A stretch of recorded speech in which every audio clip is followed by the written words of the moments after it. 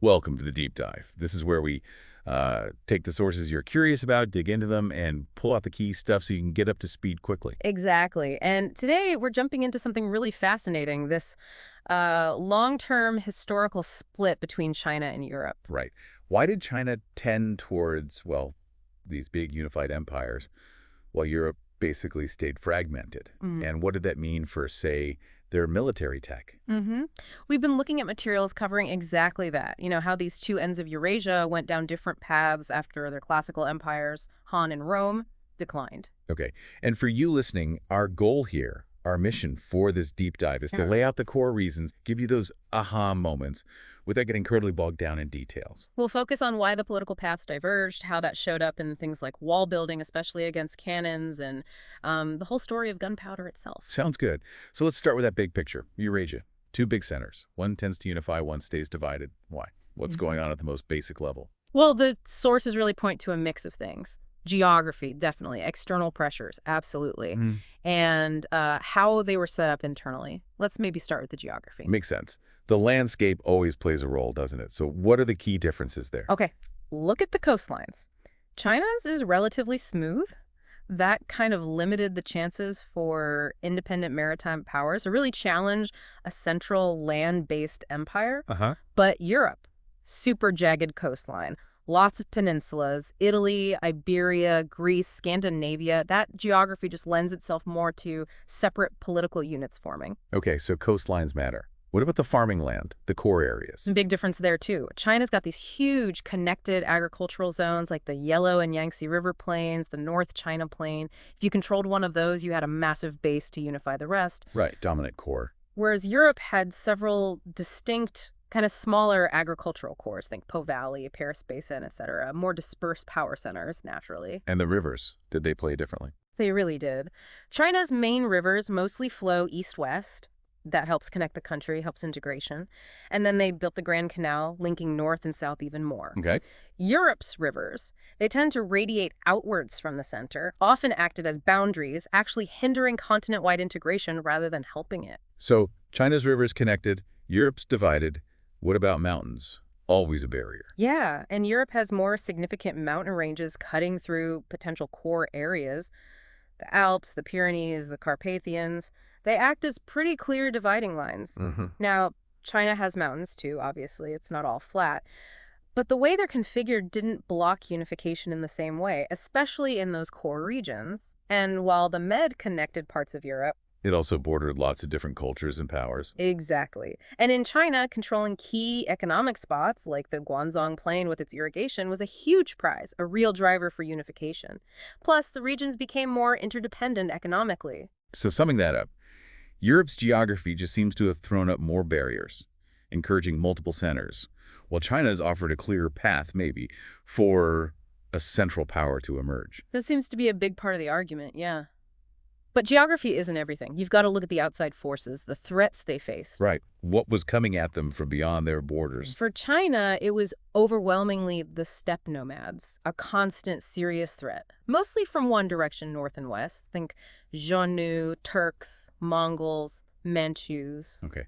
A persistent major threat. And that threat really, really pushed toward centralization. You needed a strong, unified state to build the Great Wall, raise huge armies, coordinate defense. If you were fragmented, you were just much more vulnerable. So unity was almost a survival strategy. How did Europe compare on that front? Europe faced, well, a bunch of different threats. More varied, coming from different directions, and maybe less individually overwhelming at any one time. Like who? You had the Vikings, various groups from Central Asia, though they didn't hit Western Europe quite as hard as the nomads hit China Islamic powers in Iberia and the Med, later the Ottomans. Right, a more complex picture. And because the threats were dispersed, it actually hindered anyone from dominating the whole continent. Instead, you got this constant shifting balance of power, alliances forming and breaking to stop any one state getting too strong. And Western Europe was also just further away from the main steppe highway, wasn't it? That played a role too. Plus, the Eastern Roman Empire dealing with Persia drew a lot of Roman focus eastward earlier on, maybe weakening the West a bit. Okay, so China. One big persistent threat driving unity. Europe. Multiple shifting threats encouraging fragmentation and competition. Makes sense. What about inside the political systems themselves? Huge differences here. China built these incredibly durable traditions of centralized empire. A sophisticated bureaucracy was key. The civil service exams and all that. Exactly, especially from the Song dynasty. That created a class of officials loyal to the center, offered some social mobility, too. And you had powerful ideologies backing the emperor mandate of heaven, Confucianism, legalism. Ideas that legitimize central rule. Right. Plus, emperors actively consolidated power, standardizing script, money, weights, and measures, building massive projects like the Grand Canal, the Great Wall, always aiming to strengthen the center. The system geared towards central control. What about post-Roman Europe? Well, it was the opposite, really. Central authority just crumbled. You get feudalism, right? Power becomes super decentralized. Lords, vassals, complex obligations. Power spread out. Spread between nobles, the church, which was a massive power player in its own right, and later independent cities. Rulers constantly had to bargain with these powerful elites. Which limited their own power. Absolutely. And that bargaining process eventually contributes to things like parliaments emerging. Rulers sometimes even did things that weakened their own central control in the long run, like relying on mercenaries or selling tax rights. So China built institutions to keep elites in check and serve the center, favoring unity. Europe saw power consolidate more locally, leading to persistent fragmentation. Pretty much. And you see different kinds of state capacity develop, too.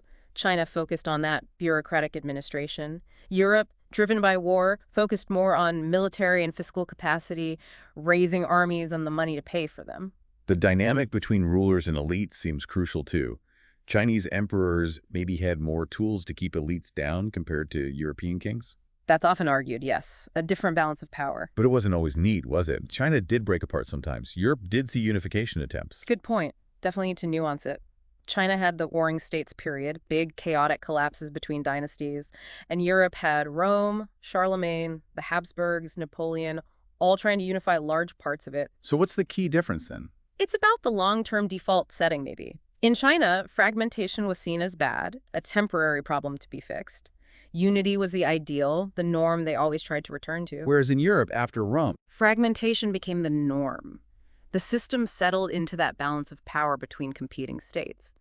It wasn't seen as inherently unstable in the same way. okay, so these very different political systems must have had massive consequences for everyday life, war, the economy. For sure. Think about stability. Unified China generally meant longer stretches of internal peace.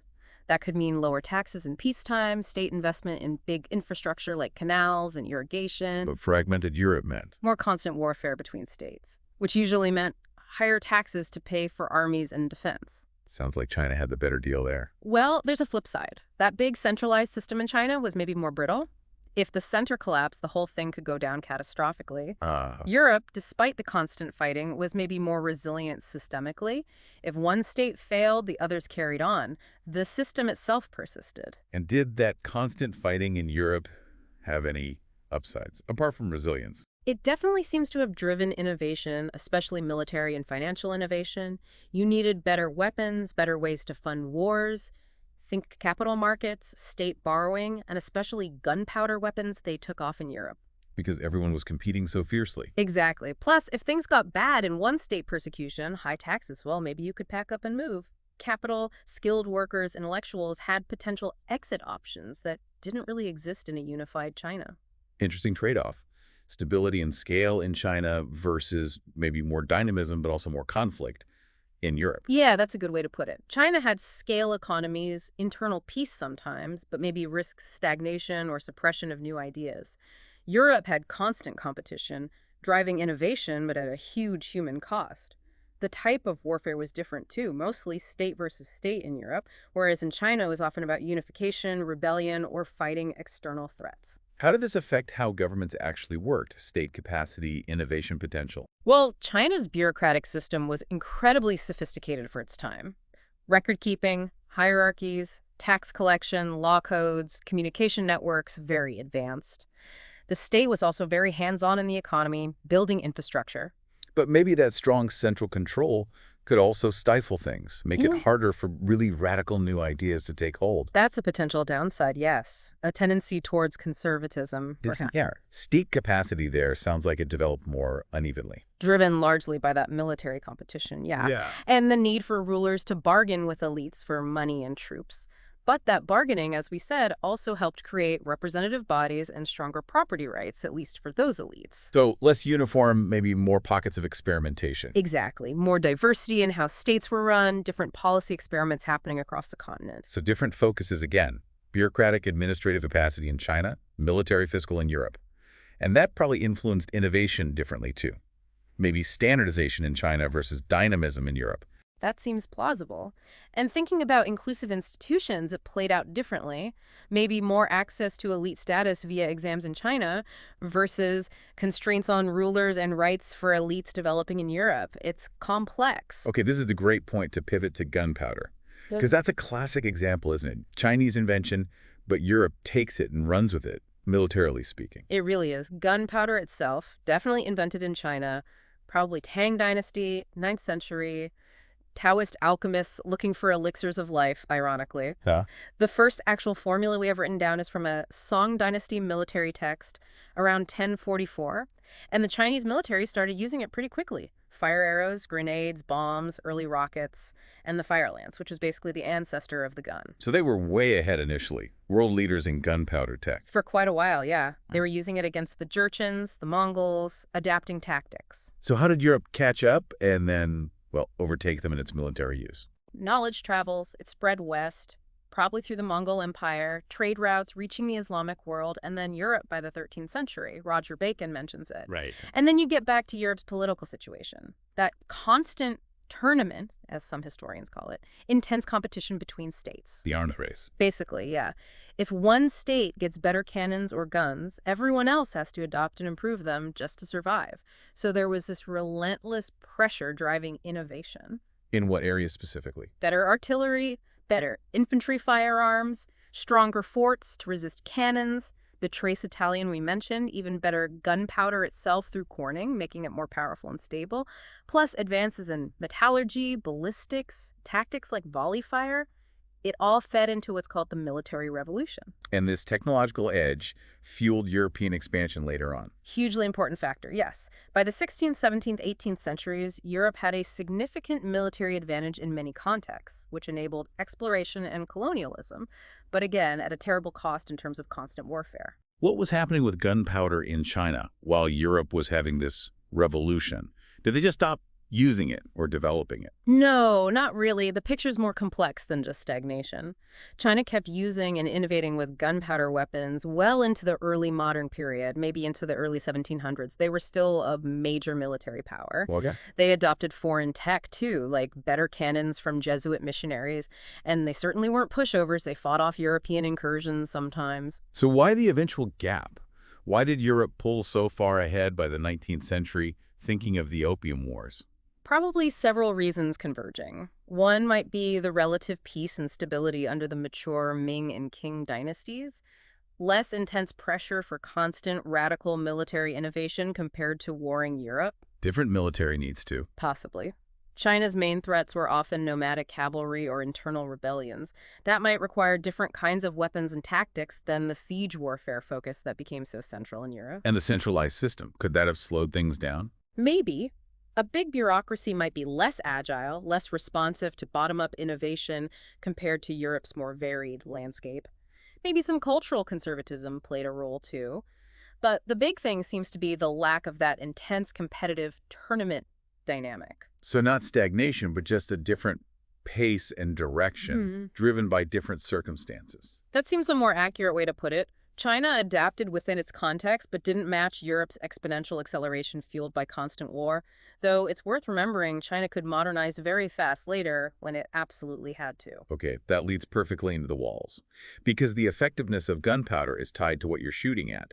How did Chinese and European walls differ, and how did they handle cannons? Right, this is super interesting. China has an incredibly long history of building walls, mainly using hang-to rammed earth. Rammed earth, how does that work? You basically build wooden frames and pack damp earth inside in layers, pounding it down really hard. It creates these incredibly dense, massive structures. They were using it way back in the Neolithic, huge city walls in the Shang and Zhou dynasties. Wow, and the Great Walls. Sections of it, yeah. And a key factor was the lowest plateau in northern China. It provided tons of this lowest soil that's perfect for rammed earth, binds together really well. So geography providing the ideal material. What about Europe? We think of stone castles. Exactly. Medieval Europe mostly used stone masonry for castles and city walls. The focus was often on height, making them hard to climb over with ladders or siege towers. Taller, maybe thinner than the Chinese earth walls. Generally, yeah. Stone walls had stone facings, often with a rubble and mortar core. Even thick castle walls usually weren't as sheerly massive at the base as big Chinese earthen ramparts. And the mortar wasn't always super strong. Plus, quarrying and moving stone is expensive and logistically tricky, maybe limiting thickness compared to just using readily available earth. So different materials, different philosophies, height in Europe, mass in China. Then comes gunpowder artillery. How did they hold up? This is the crucial bit. It seems Chinese rammed earth walls were surprisingly resistant to early cannon fire. The sheer mass and compressive nature of the packed earth just absorbed the shock. Like punching a sandbag versus punching a brick. Kind of, yeah. Stone, being more brittle, tended to shatter and break apart when hit by cannonballs. European stone walls were just much more vulnerable. Ah, so that's why Europe had to innovate so fast with fortifications. The Trace Italienne? Precisely. They faced a crisis. Their existing walls weren't working against cannons, so they developed this radical new design. Low, thick, angled walls, star-shaped bastions for interlocking cannon fire. It was a revolution driven by the vulnerability of stone. And China, since their walls held up better. They didn't face the same crisis. The response was more about incremental improvements. Adding brick or stone facings over the rammed earth, using better mortars, like adding sticky rice, apparently. They used cannons defensively, but the basic wall design didn't need that radical overhaul. So no Trace Italienne in China? Not really, no. And you see later examples where the Chinese had trouble besieging European-style forts, even though they had cannons, because those angled bastions were just so effective defensively against artillery. Europe's vulnerability drove a defensive revolution, while China's resilience allowed for more continuity.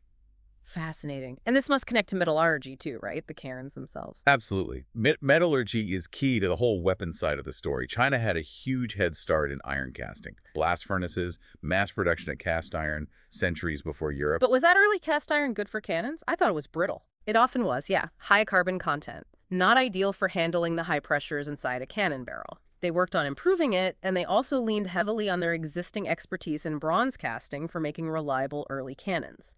Bronze was expensive but dependable. Okay. What was Europe working with metallurgically? For a long time, they relied on the bloomery process to make wrought iron.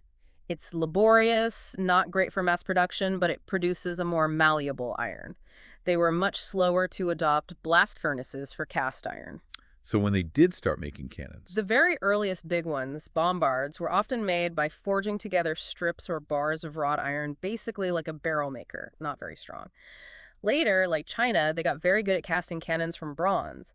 And eventually, much later, they mastered casting high-quality iron suitable for cannons, which was cheaper than bronze. so different starting points in metalworking influenced the types of guns they could make early on. Definitely.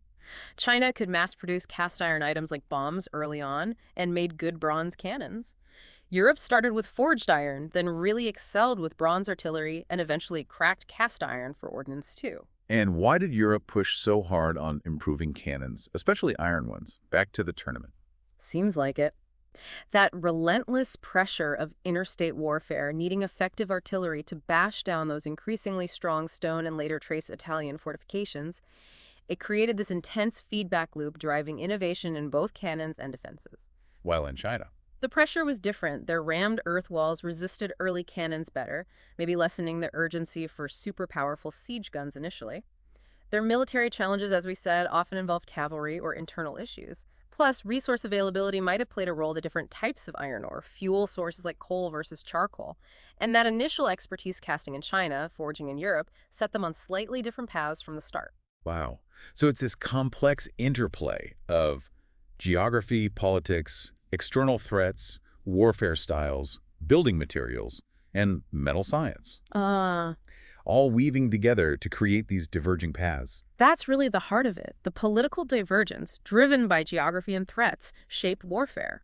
That, combined with material realities like rammed earth versus stone, influenced fortification development. And all of this, alongside different metallurgical traditions, channeled gunpowder technology down different paths. And it's crucial to remember, like you said, neither system was inherently better, just different with different strengths and weaknesses in different times. Exactly. China achieved incredible scale and stability at times. Europe fostered this intense competitive dynamism that drove certain kinds of innovation, particularly military. It really hammers home how fundamental things, what the ground is made of, how you work metal can ripple outwards and shape history in profound ways.